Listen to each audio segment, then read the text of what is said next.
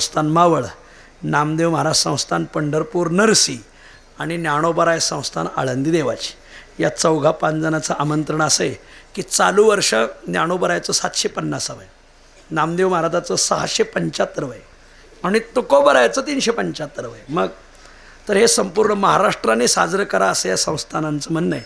तुम्ही साजरं करा, आम्ही तुमच्यात येऊन मिसळू.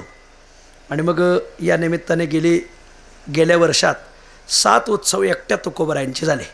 पण देहूच्या उत्सवाला आदरणीय माधव महाराज नामदास आले. ते म्हणले, का हो तुकोबारायांचे उत्सव झाले, नामदेव महाराजांचा का विसर पडला?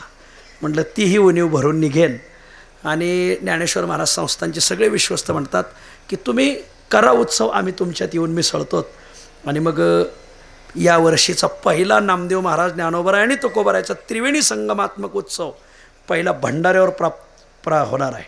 पुणे जिल्हा एकत्र येऊन करणार आहे. पुणे जिल्ह्याने तुकोबारायचा केला, आता ज्ञानोबारायचाही करायचा म्हणतात.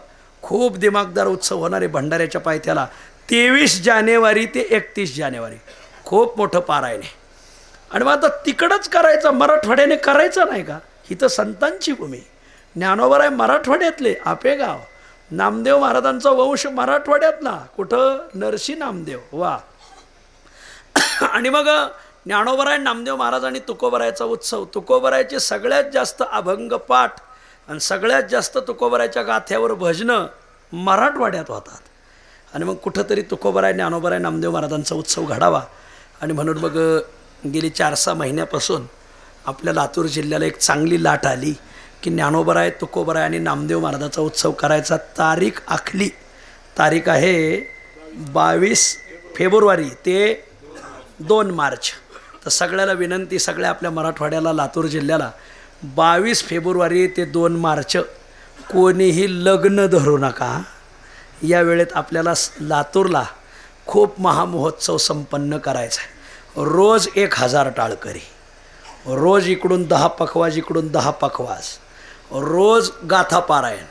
मला तसं आम्ही ठरवलं होतं ज्ञानेश्वरी पारायण करू, पण मला मगाशी येता येता आमचे श्याम महाराज बरोरे आणि चंदू भाऊ काय म्हटले, इकडं गावोगावी ज्ञानेश्वरीचीच पारायणं होतात म्हणले, जरा गाथ्याचं पारायण झालं तर चांगलं होईल.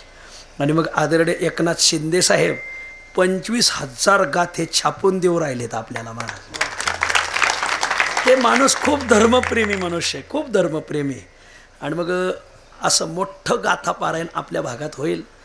25,000 वाचक, 1000 टाळकरी, रोज 20 पखवाज, 2 सत्रात कीर्तनं आणि महामहोत्सव. संध्याकाळी कीर्तनाला पहिल्या दिवशी 50,000, तिसऱ्या दिवशीपासून 1 लाख, काल्याच्या कीर्तनाला 3.5 ते 4 लाख लोकाला पुरणपोळी. वा. काळा कधी आहे? काला आहे होळीच्या दिवशी. मग ग्रहण आहे का? बरं मागं पुढं करू. 2 तारखेला होळी आहे का? बरं पाहू काहीतरी तिथी मागं पुढं करून, पण पोळी करायला लावू आपण. पोळीसाठी लातूरची 100 गावं ठेवायच्या, त्यांनी फक्त पोळ्याच बनवायच्या. तर सगळ्याला विनंती, खूप महामहोत्सव चांगला होणार आहे. या उत्सवात सगळ्या संस्थानिकांची, गडकऱ्यांची, फडकऱ्यांची कीर्तनं, वास्कर महाराज, देहूकर महाराज, आवसेकर महाराज, आदरणीय बंडा तात्या, देगलूरकर महाराज, एकनाथ महाराज सदगीर, अशी सगळी चांगली कीर्तनं. आणि सकाळच्या सत्रात आपल्या जिल्ह्यातली कीर्तनं. आपल्या जिल्ह्यात एका तालुक्याला एकच कीर्तन द्यायचं, बाकीच्याने म्हणायचं नाही हां त्याला दिलं मला नाही दिलं, येडी हळद. सगळ्यांनी आपला एक प्रतिनिधी कोणी बोलला तरी चालतं ना महाराज. आता तुम्ही एवढे आहेत, मी एकटा बोलतोय, तुम्ही मानणार का नाही? कोणी बोलला तर चालेल. तर सर्वाला विनंती आहे की आपण सर्वजण एकत्र येऊन हा उत्सव करू.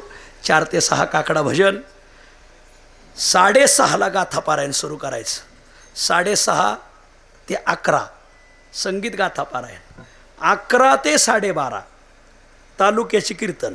बरं, 12:30 वाजता 50 गावांची 2 ते 2.5 लाख भाकरी येणार. एका गावाने 2,000-3,000 भाकरी पाठवायच्या. बाकीचा स्वयंपाक आपण तिथं करू. मग बरं झालं, भाकरी आल्या, मग दुपारी 3 वाजेपर्यंत जेवण, 3 ते 4 हरिपाठ, 4 ते 6 चरित्र. मग तुम्ही म्हणले ज्ञानोबारायचं, तुम्ही म्हणले नामदेव महाराज, तुम्ही म्हणले तुकोबाराय, असं तुम्ही म्हणले आत्मचरित्र, ते नाही जुळायचं. तर असं चरित्र कथा होईल.